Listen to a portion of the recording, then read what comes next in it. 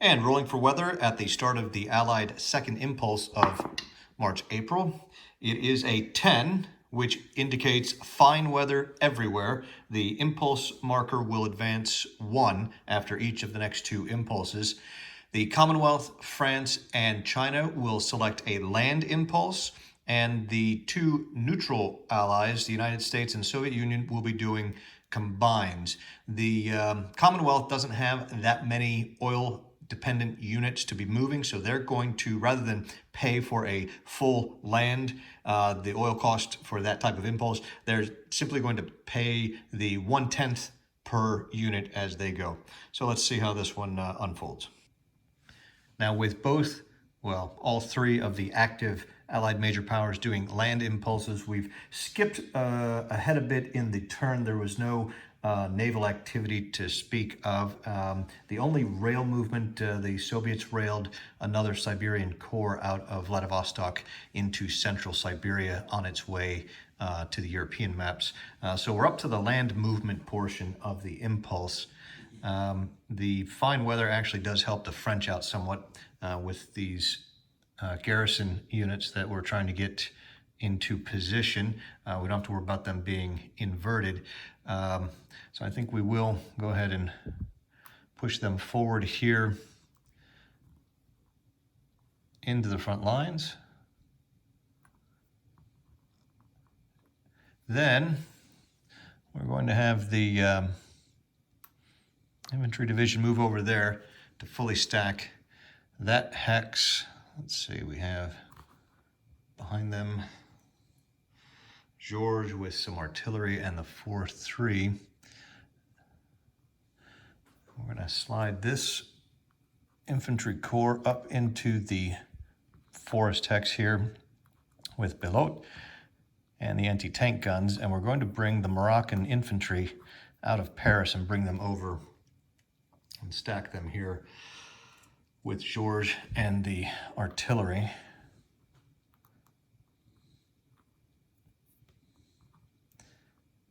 That gives us 5 fully stacked hexes with 3 units in it. And we're going to leave the armor in Paris for now. Again, it's the strongest ground unit the French have.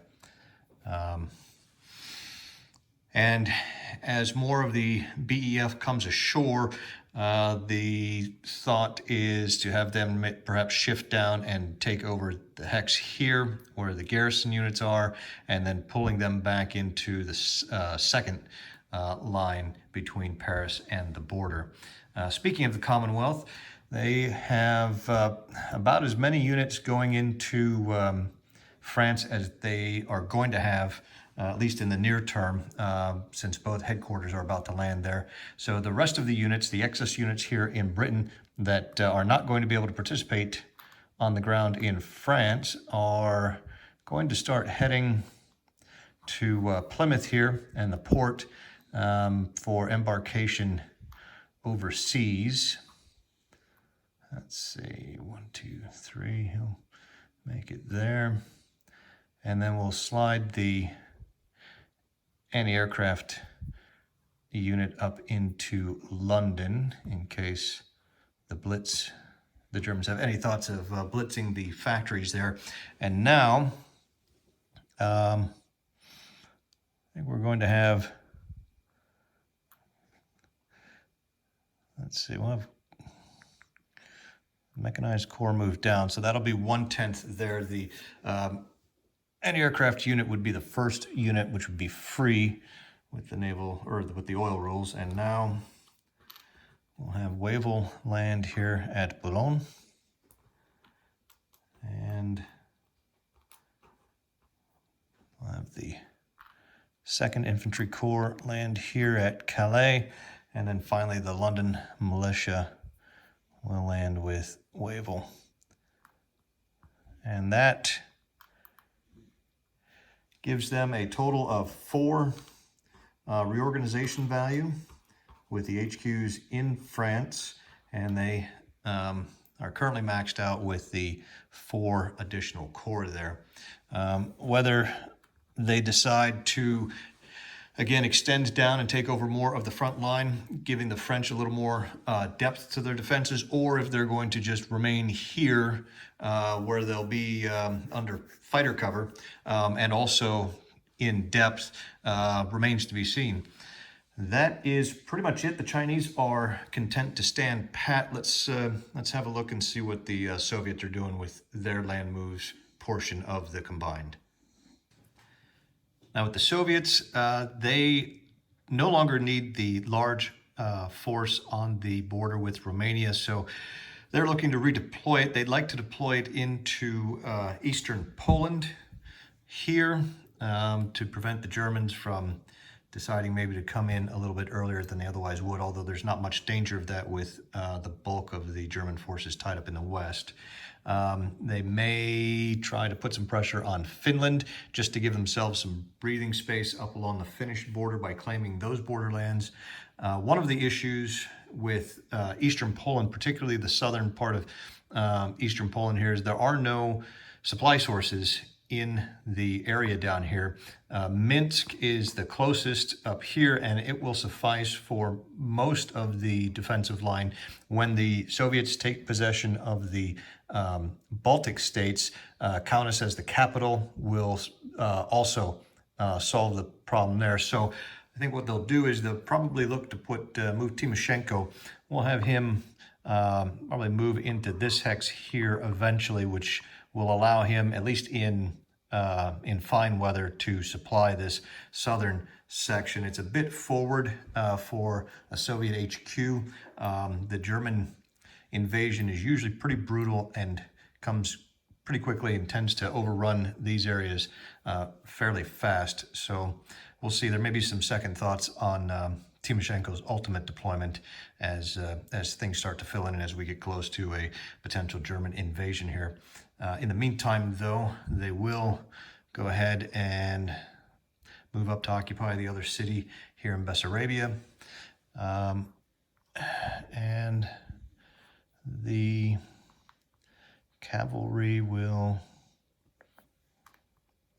head up there. We've got Zhukov. Let's see.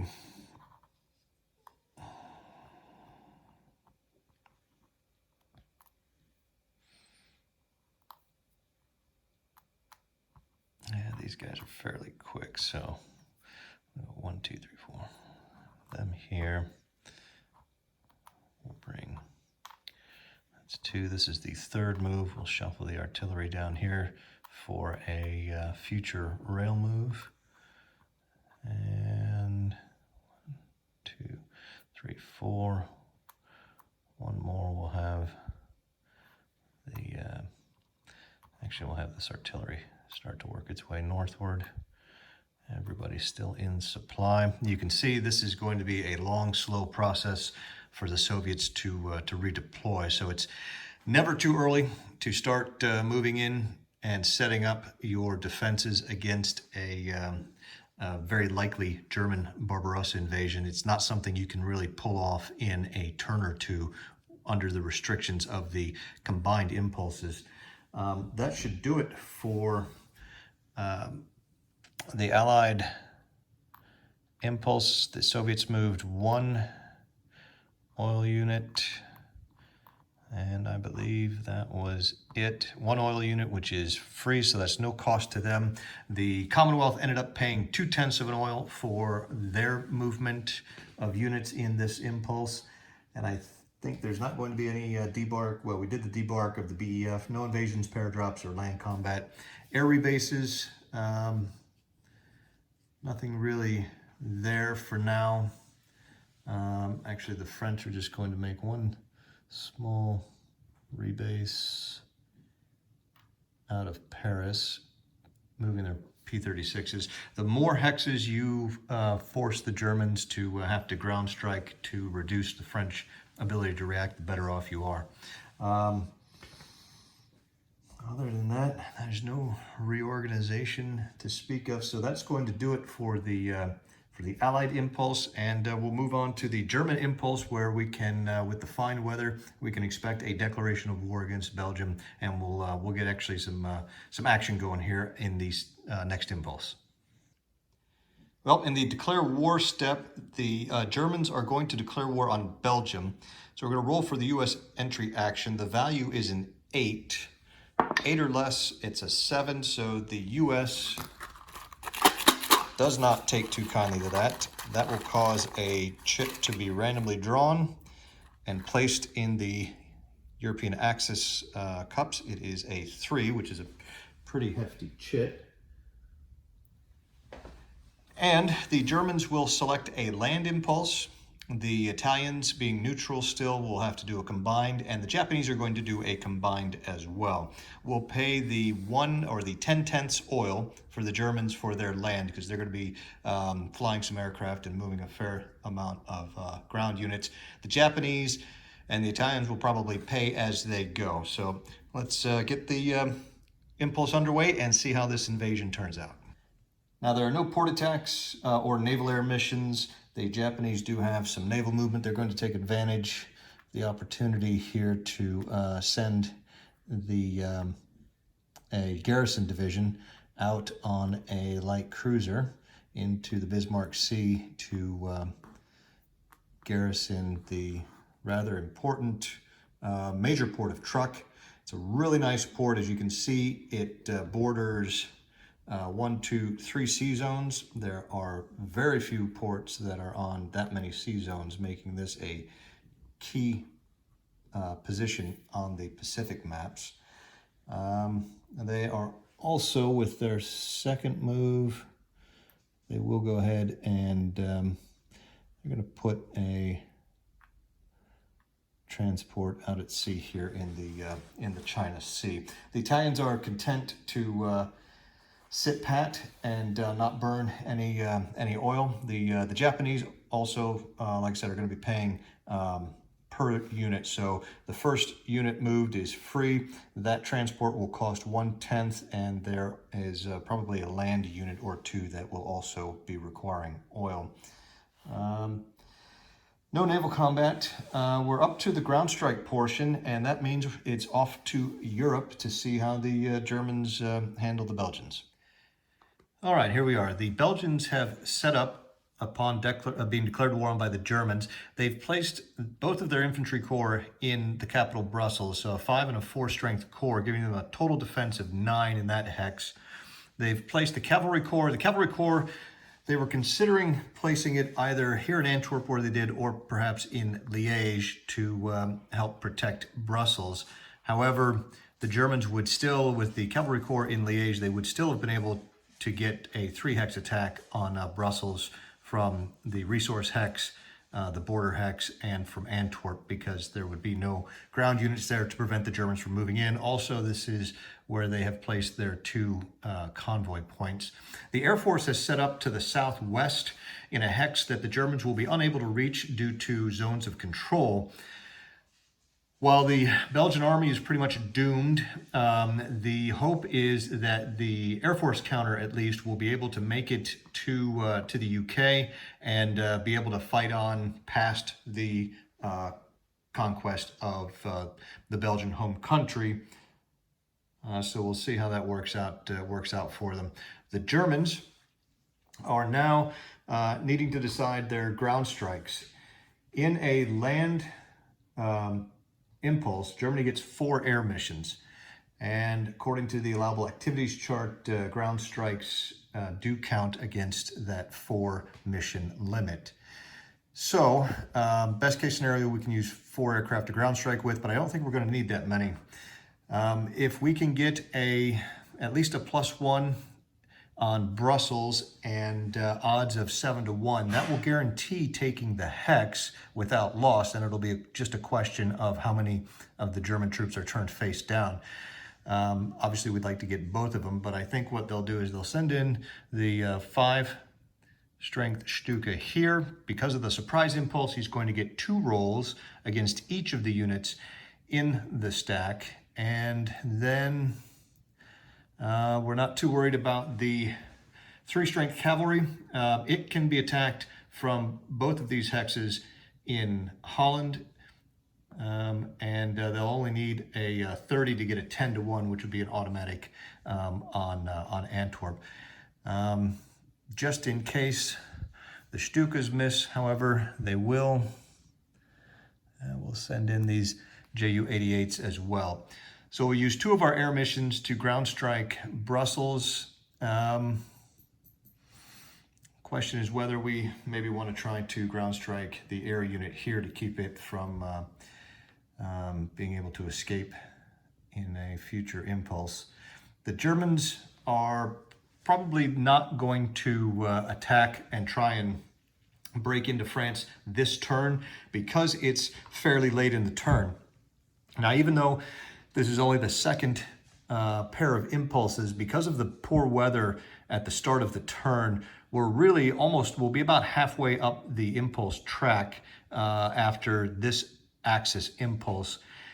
And it's very likely that the Germans will get no more than 2 additional impulses in this turn. The turn that you go into France, you're going to want that to be a very long turn with lots of good weather. And you'll see how that unfolds here in May, June, since we know we're going to have good weather in North Temperate for May, June. So the Germans don't really need to conserve their air force this turn, and they can go ahead and use as much of it as they really want to, knowing that it'll be reorganized at the end of this turn and be in place ready to go for the start of next. So with that in mind, they say, hey, why not try to,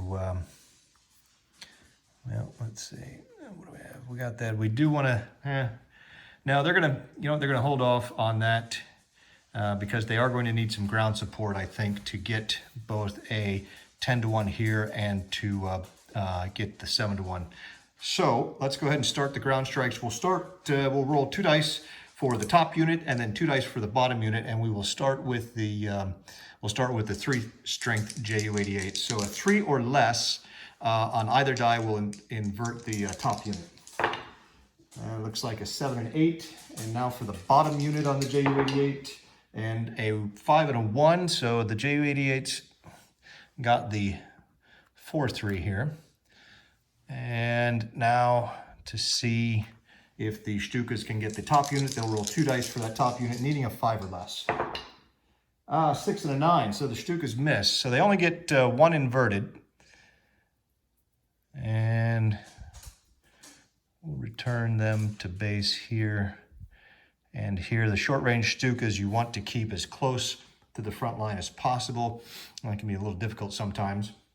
So the ground strikes were not completely successful. They underperformed a little bit, but at least they did get the +1. So now we're going to get into the land movement, I believe, is next. Rail movement. The Germans don't really have anything they want to rail. I will, before I forget, go ahead and pay the 1 oil, the 10/10ths for the land impulse. And it's on to land movement. All right, for the land movement, the Germans are going to start pouring across the border here. The goal is to get a 10-to-1 on Antwerp and a 7-to-1 attack on Brussels. And I'll do that by having those units move there. The mechanized corps moves in and is going to be joined by that armor corps, as well as the 88s from von Liebshex, and let's see.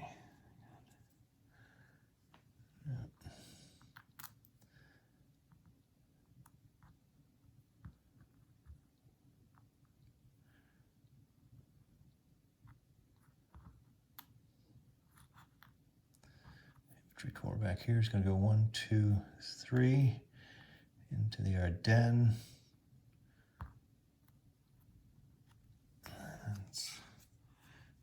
We'll leave Bach actually.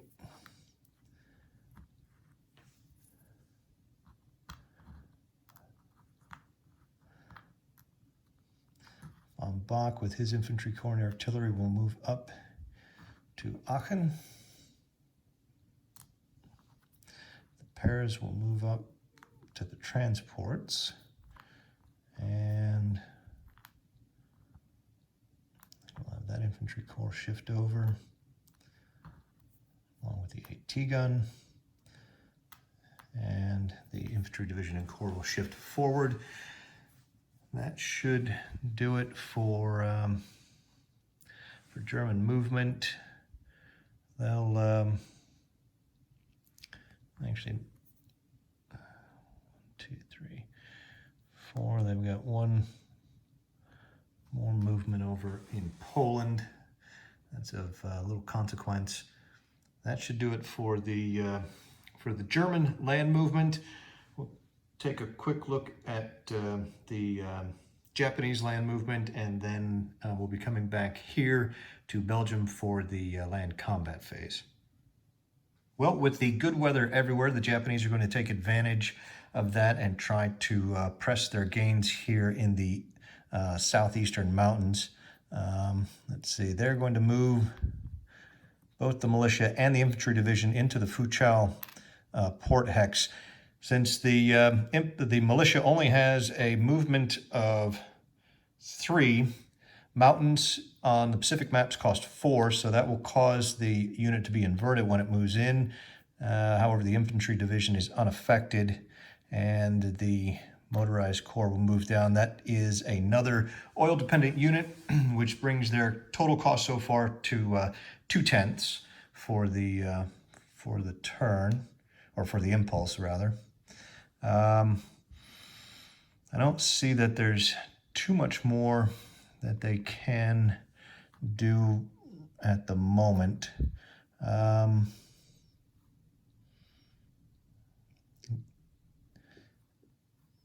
Yeah, that's actually they're going to move that territorial out of Taihoku up here for now. All right, that should do it for land movement for the Axis. There is no air transport or debark of land units at sea, no invasions, no paradrops, which brings us up to land combat. And the Japanese have one potential attack here on this cavalry corps, but we don't think they're going to hold off. They want to get this motorized corps in place first. All right, land attack phase. We have 2 attacks to declare in Belgium. First attack is on Brussels, the second attack is on Antwerp, and we have 1, 2, these 3 hexes will be attacking Brussels, and these 2 hexes will be attacking Antwerp. Let's see, let's go ahead and we'll resolve the Antwerp attack first. We've got underneath the aircraft here, we have a total of 15 factors in Rundsted's stack, plus 11. They are attacking across a Straits hex side, and the surprise impulse against the Belgians allows Rundsted's stack to ignore the river here. However, attackers are still halved even during surprise against the crossing when attacking across the crossing arrows across the strait. So that's going to be 15 plus 11 halved is 5.5. That's a total of 20.5, which would round to 21 to 3 would be 7 to 1. However, we'd like to see if we can get that to 10 to 1 where we won't have to roll. That would require at 21 and a or 20.5, we'll need another 9 factors of air support, which is doubled. So if we bring the Stuka for ground support there, that's 4 doubled to 8 brings us to 28.5, and we only need 1 more. Let's just tell you what, instead of that, we will not use the Stuka. We'll use the BF-110s, which is a 3 doubled to 6, and the JU-86s, 2 doubled to 4. So that's going to bring another 10, giving us 30.5 to 3. There's no HQ support. The Belgian aircraft cannot fly because of the surprise phase, and the Commonwealth, with whom Belgium has been aligned, is unable to fly any sort of support or react at all to any German moves against them in the surprise impulse. So it's going to end up being a 31-3, which is a 10-1 on the assault because we're attacking a city. And you'll see it's an automatic result of */2s, which will destroy the cavalry unit. And the convoy points will be overrun when Rundstedt enters the hex. The aircraft will have to rebase. I guess for now, we'll have them rebase back to Rotterdam. I'd like to get them a little closer to the eventual front line with the French and the Commonwealth, but they cannot rebase into the hex that was just taken because technically they rebase prior to the combat resolution. And now for the 2 convoy points that were overrun, we will roll to see what their fate is.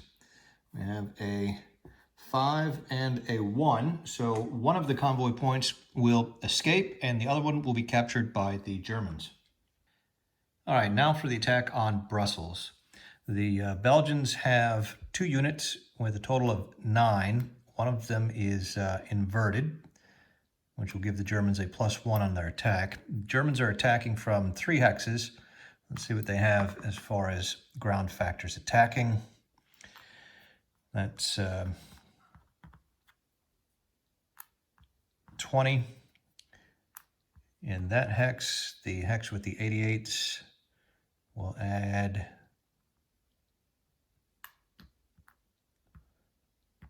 another 7, 14, and 3 for the flak. That's 17 and 20. Brings the attacking total to 37, and it'll be 39, 47 with the motorized, and 55. So they have 18, 17, and 20 for a total of 55 ground factors attacking. There are 2 river hex sides. However, again, because it's a surprise impulse, these 2 stacks will not be halved. 55-9 right now stands at 6-1. They need another 8 air factors, another 8 factors of air support to get up to 63-9, which will give them a 7-1. And they can find that right here with the Stukas. They will come in, they will be doubled for the surprise impulse, giving them another 8, which brings it 63-9. That's 7-1, +1 on the assault table. The Germans will take the hex even on a 1. It's just a question of whether any of them will be turned face down. The die roll is a 4. 4 + 1 is a 5. That is an *2s, which is just what they needed. The Stukas will now rebase. You're beginning to see how challenging it can be sometimes here in 1940 in Belgium. All right, we'll get the 2 Belgian units out of the way, and we'll rebase the Stukas here. We'll actually advance the flak stack in, and the Stukas had rebased to Liège prior to the combat resolution. And that will do it for the land combat phase. One slight correction: we forgot about the -1 DRM for printed factory hex. You can see Brussels does indeed have a red factory stack, which would have given the attack a -1 to offset the +1 from the inverted unit. So the final result, instead of being a 5, is a 4, which means that half of the attackers remain face up instead of all of the attackers. There were 9 attacking units, which means 5 of them will remain face up, 4 of them turned face down. We'll go ahead and turn the 3 units that are remaining in Belgium face down. And then we'll leave the artillery hex face up, and we'll turn one of the units in Brussels face down. Maybe we'll just turn the flak unit face down. There we go. Okay, so now we're on to air rebases and then reorganization, and that will wrap up the Axis impulse. The Germans used 2 of their 4 air missions to ground strike Brussels earlier in the impulse, which means they have 2 missions left. So at this point, they will rebase 2 aircraft. They're going to move these 2 fighters up to Paris. And let's take a quick look over in Asia, see if the Japanese want to rebase anything here. Now it looks like they're fairly content, actually.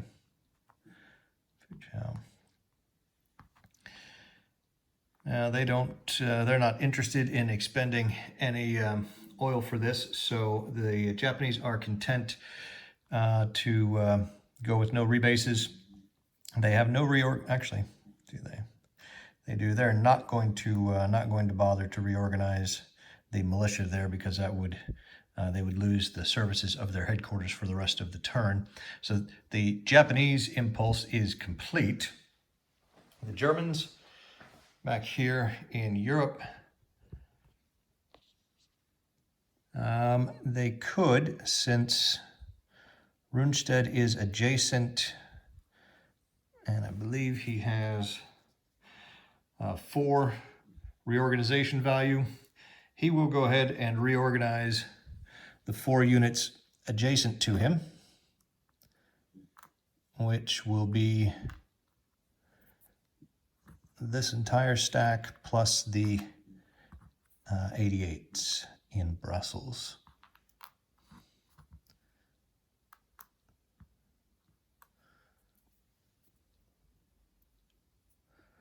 Let's see, yep, I think he's here.